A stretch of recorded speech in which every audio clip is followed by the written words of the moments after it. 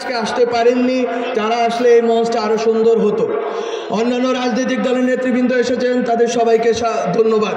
কিন্তু তারা সবাই যেটা আমাকে বলেছিলেন, রামগঞ্জে বিশেষ করে কয়েকটি বিষয় তারা বলেছিলেন যে মিনি স্টেডিয়ামের একটি প্রকল্প আছে, সেই বিষয়টা ইতোমধ্যে সেই বিষয়টা নিয়ে আমাদের পর্যালোচনা চলছে, সেই বিষয়টা আমরা বাস্তবায়নের চেষ্টা করব। গ্যাস পাইপলাইন নিয়ে একটি কথা আছে, সেই বিষয়টি আমার কানে দেওয়া হয়েছে। বিএনপির নেতৃবৃন্দ বলেছিলেন, আরও অন্যান্য রাজনৈতিক দলের নেতৃবৃন্দ বলেছেন, সেই বিষয়টি আমরা দেখব। তার পরবর্তীতে একটি পানির রিজার্ভয়ারের ব্যাপারে বলা হয়েছিল, সে বিষয়টি আমি আসার পরে এখানে লক্ষ্মীপুরে যিনি দায়িত্বে আছেন তাকে বলেছি, উনি বলেছেন যে এই কার্যক্রম চলমান আছে এবং খুব শীঘ্রই এটা সমাধান হবে।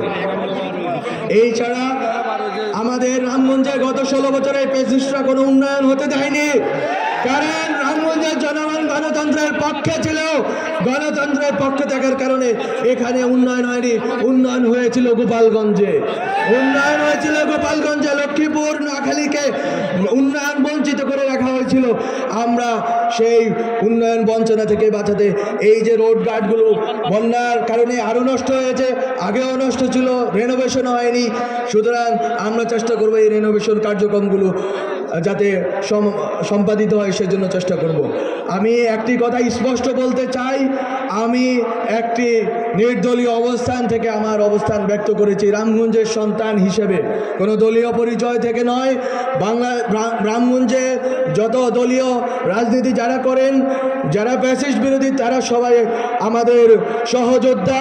তাদেরকে নিয়েই আমরা রামগঞ্জের